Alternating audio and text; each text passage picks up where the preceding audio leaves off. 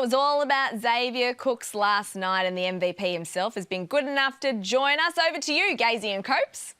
Thanks, Nat. It was a great night, and it was an incredible race for the MVP, Copes. And there were three standouts, but a very deserving winner, a man who's guided his team to the #1 seed throughout the course of the season with the Sydney Kings. And I speak of none other than the superstar Xavier Cooks. He's been good enough to join us this evening. Xavier, congratulations on winning the MVP award. It was an awesome night. I'd imagine today you would have been flat out doing interviews all over the place.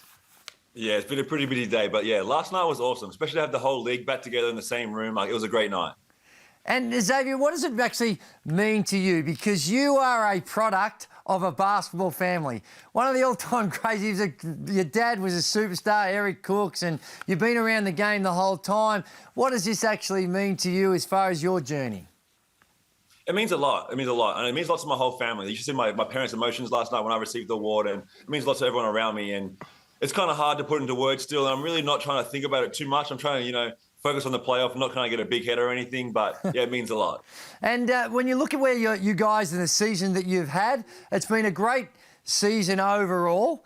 Last weekend, the old doomsday double, Coach. They got to experience what we had to do. They still get a day off in between these new folk. But you come away with a couple of losses. Does that dent the confidence at all? Not too much. We're a pretty confident bunch, and we know we didn't come out and play with the right intensity we need to win a game, and we're not going to do the same thing in a playoff game. So we're not too shaken by it, but it kind of showed some knocks in our armor a little bit. We can work on in this time. Now, Xavier, tell me, how is the team going? How's the body going? A couple of injuries here and there. Are you guys prepared for the playoffs? Oh, for sure. I mean, we've been one of the luckier teams in this league. We haven't had too many serious injuries, unlike some of the other guys around the league. So we're feeling pretty good. We've had some time off since what we played on Sunday, so we're all good. We're all good. And your last 12 to 18 months has been quite extraordinary. You win a championship with the Kings. You're the grand final MVP. You go over New Zealand. You're an MVP over there. You come back here. You're guiding the Sydney Kings. I mean, do you feel like you're living a dream right now? Oh, for sure. It doesn't really seem real right now, but I'm sure it will in the off season when I time to, dwell on a little bit. But I'm just riding this wave and I'm loving it.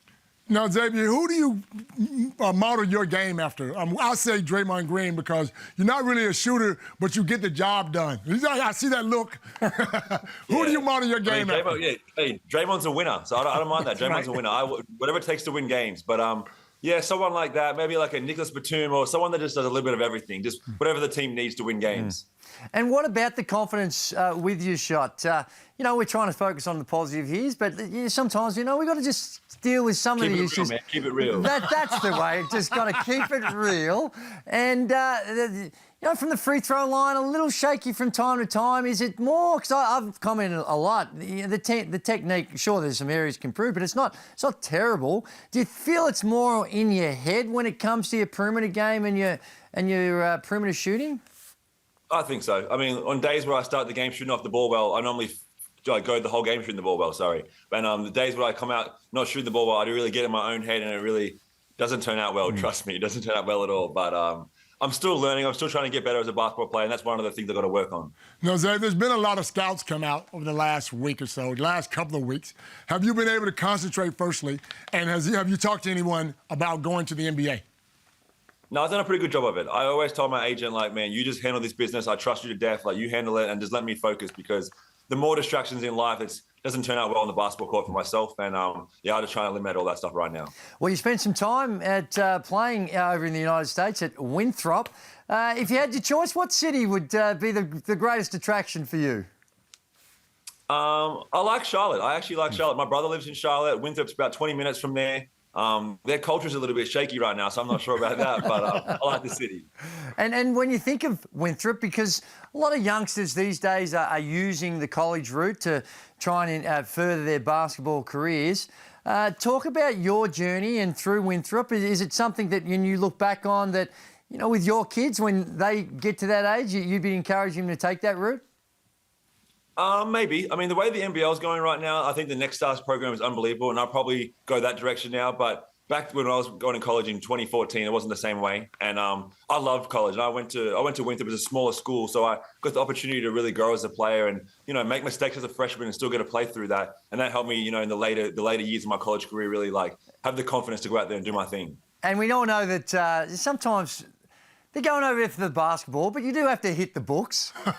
You do have to get coached. Yeah, these days you do. Back in our day, you didn't have to hit anything. What did you study when you were over there? Next topic. Sports management. No, nice. Nice. And when you think of what's going to happen with your future, Coach mentioned the NBA, but if it's not the NBA, do you have these ambitions to explore the world? Would Europe become an option, or are you just content playing here in one of the greatest leagues of all time? I mean, the way this league's going right now, I feel like I'd be silly to leave. Just the way the style of the game, it really suits it's a really fast-paced league. And the whole Europe 10-month thing, I love seeing the world. And it was really cool when I was fresh out of college, but I kind of like the way that the NBL is set up. Maybe Japan or something like that, but I'm really happy in Sydney right now. Xavier, what about the Boomers? Do you have any hopes of making the Boomers team? I have a lot of hopes for it, and I hope that it comes true. But obviously, it's a really tough team to crack, and there's a lot of guys, especially in my position I'm going to be going against, it's going to be a really tough team to make. Hey, did you see greatness today? Did you tune in and watch LeBron James become the all-time greatest scorer in NBA history? I was thought that we'd never, ever see done before, but he was able to achieve it. Were you watching, and what did you think? I was watching, and the way he did it, I mean, he was so efficient. He had 36 in 3 quarters, so that speaks of his greatness. And even listen to him after the game talking about like he is the greatest player of all time in his opinion. And imagine being able to say that on national television, to stand there man to man, say I'm the best player of all time. That's a pretty cool thing to witness. So obviously you're a LeBron James fan. Have you ever heard of a guy called Michael Jordan? I think Michael is the GOAT just because of what he's done for basketball and like the time era. But in a one-on-one battle, I'm taking LeBron James. But in a context of, you know, I'm probably taking Michael Jordan as the GOAT. Hey, thanks for everything you've done this season, particularly some of those high-flying dunks. Oh, nice. Coach. Now, is that something that you try to add a little extra something? Because we see you going up there, pulling that thing back, doing all sorts of crazy stuff. Is that practices, or is that just something you read in games? That's more of a personal battle between me and my dad. I mean, I'm trying to get a better catalogue of dunks than he had in his career. So we've been talking about this all year long, and I'm going to keep trying to add to that catalogue. Now, Zave, talk a little bit about Chase Buford. Is he a good coach? Do you love him? You know, tell me a little bit about him. He's a great coach, and I love him to death. I mean, the man's got a crazy basketball IQ. He understands his plays, and he understands how to win. You know what I mean? A lot of teams don't know. They play different systems, but he finds his players to play in his system. No matter what the plays he gets, he'll make it work. You know what I mean? Some people are always going to say, I'm going to always run flex. I'm always going to do this. He finds what his players' strengths are, and he really works with that, and I love it. Well, you have the chance to do something special back-to-back. Everyone's gunning for you because you guys are the champions. What do you make of this run you've got ahead? Tell us about the challenges that you're going to face, and what's going to be the biggest challenge throughout these playoffs?